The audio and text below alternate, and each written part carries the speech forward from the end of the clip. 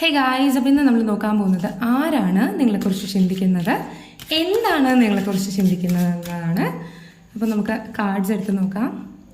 നിങ്ങളെക്കുറിച്ച് ചിന്തിക്കുന്നത് ഈ ഒരു നിമിഷം നിങ്ങളുടെ കൊളീഗോ അല്ലെങ്കിൽ നിങ്ങളുടെ ഫ്രണ്ടോ ആണ് എന്നതാണ് എനിക്ക് മനസ്സിലാവുന്നത്.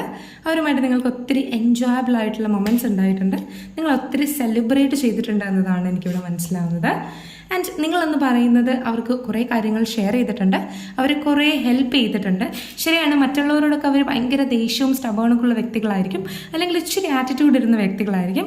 അതുകൊണ്ട് തന്നെ അവരുടെ അടുത്ത് ഡീൽ ചെയ്യാൻ എല്ലാവർക്കും പേടിയായിരിക്കും. അവർ വളരെ ഇംപേഷ്യൻ്റ് ആയിട്ടുള്ള ഇമ്പൾസീവ് ആയിട്ടുള്ള വ്യക്തിയായിരിക്കും.